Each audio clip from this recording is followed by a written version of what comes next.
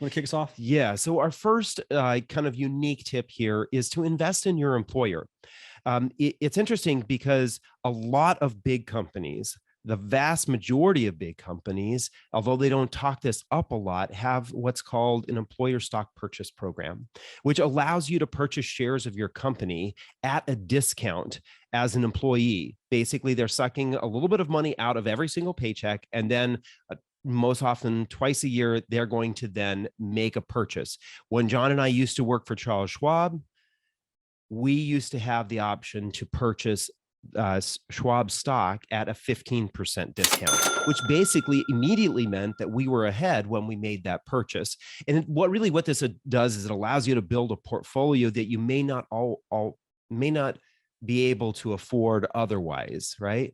And a great way to do this is to set it up through your benefits department, your HR department, set it and then forget it. We're fans of automating things and then kind of forgetting about it. Just let this happen, because you'd be surprised at how quickly your share of your particular company will grow. But it's critical to make sure that you don't let this get too gigantic. Right. You want to have this position or this stock be 25% or less of your portfolio. Even 25% is kind of high, because you want to think about Enron. Think about what happened at Enron in the early. It was at 2008. That was part of the problem with the 2008. Or is that? Honestly, I think it's older than that, but I can't remember Forgetting exactly. My dates. But think about Enron. A lot of people, they were retirement millionaires because they had all this Enron stock that was doing amazing. And then all of a sudden everything went to hell in a handbasket, and overnight they went broke. So you don't want that to happen to you. So you want to keep that position no more than 20-25% of your portfolio. But until you get to that point, take advantage, automate it, get that discount, set it and forget it. And then yeah. And remember, one of the things about making these purchases is oftentimes that you have a holding period. You're not able to you can't buy it at a 15% discount and then turn around and sell it right away. Nice. It's really designed to help employees become owners of the company, so they have a vested interest. So more often than not, you're looking at anywhere from a 6 to 12 month minimum holding period. And then also keep in mind that when you sell those shares, you are going to pay taxes on any gains that you have. That even if it's the same price that you purchase it at, because you got it at that 15% discount, that 15% discount is actually considered a gain for you. So you have to pay taxes on that. The tax man is going to be the tax man. Yep. Rare tip number 2 is to get an annuity. We've been talking a lot more about annuities on this podcast. And why are we doing that? Well, because pensions are dead. And unless you work for the government, you don't have access to a pension likely. And most of us don't work for the government. Yeah, I think that one of the things to keep in mind here is that there are some folks in the LGBT community who, and outside of the community, who just at a certain point don't want to be making financial decisions. They want to enjoy their life. They want the decisions to be made by someone else, or they want to completely automate it. And this is the great thing about purchasing an annuity. It allows you to kind of automate a paycheck to yourself, whether that's a paycheck for a specific time period, because you've chosen maybe a 5 or 10 year time frame, or one that is going to pay you income for the rest of your life. So you want to consider some of the options that are available when it comes to you for annuities. Yeah. So an annuity is a contract or an insurance product that guarantees you and possibly your partner income for life or for a specific period of time.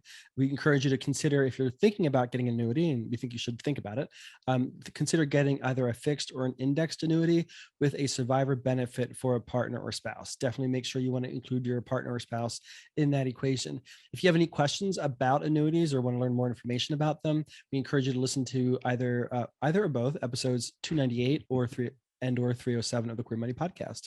One other thing to remember about annuities, and the way that John and I are really thinking about using it, is purchasing one to help kind of cover our income while we wait for the maximum amount of Social Security that we can get. We have kind of touched on this, I think, 2 or 3 times in the last couple of months. So go back and listen to some of those episodes. I'm forgetting which episode specifically. Well, and that's part of why we're considering the Roth conversion ladder.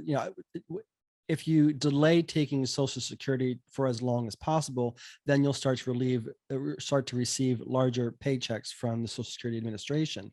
So what we want to do is figure out how can we set things up for ourselves through an annuity and or a Roth conversion ladder, so that we don't have to take that Social Security money until at the very end, and make sure that the Social Security Administration takes care of us until we keel over. Yeah, until we keel over. That's not, it doesn't sound very exciting. Our point number 3 here is to get insured. What is very interesting is, depending on who you're following in the personal finance space, and they're talking about financial independence, retire early. A lot of times they're encouraging you to reduce your expenses as low as possible, get rid of anything and everything you don't need. And one of the things that a lot of folks say you don't need is insurance. And John and I are not necessarily of that mindset. We think that that insurance is an important part of building your financial portfolio. And really, kind of one of the reasons why we think that is, when you look at a lot of folks who have built up their portfolios and are getting ready for financial independence and retiring early, it's not all in a retirement account. Sometimes they have 10, 15, 20, or 50% of that money in a portfolio that is a taxable account. And that means that that money can be accessed or tapped in case of an emergency. Whereas, especially if it's one where you owe money to someone, like for medical expenses or something like that. And we don't want we don't want your portfolio to be wiped out because of a medical emergency or some sort of family emergency. 100%. And that strategy, we want to acknowledge, is definitely available to LGBTQ people. If you have 15, 20, 50% of your portfolio in a tax advantage account, maybe you can reduce your expenses through insurance. Our only concern with that is that typically LGBTQ people have lower incomes, so we don't necessarily get the opportunity to build that kind of a taxable portfolio. And then on top of that, historically, according to the CDC, our medical expenses tend to be higher. So we don't necessarily have that luxury of being able to say, oh, I'm just going to go without health or insurance because I'm probably not going to need it. We're not, the system wasn't necessarily designed for us. It was designed for young and middle-aged straight white guys that are healthy, and not all of us fall into that category. I don't know about if all of them are healthy. Anyway, here's some insurance options that we think you should consider. First of all, disability insurance, and especially if you have an employer, get this through your employer, because more often than not, the disability insurance to your employer is going to cost you 50 cents to maybe even a couple of dollars per paycheck. It is a great insurance just as a peace of mind in case something happens to you and you end up disabled and not able to work anymore, whether that's something that happens to you on the job or not. It will protect you and potentially protect your family so that you have at least some income coming in. Exactly. The second type of insurance to consider, and I don't even know if I want to say consider, just get it, is long-term care insurance. Long-term care is expensive. Oh, yeah. If you want to go, Genworth did a study in 2021. They found that the average cost of adult daycare was about $1,700 a month, and the average cost for semi-private nursing home, a room in a nursing home, is about $7,900 a month. And there are services and stuff in between, but that's expensive. Imagine how quickly you would eat up any of your retirement savings or any savings that you have if you have to go into one of those facilities or get that kind of care.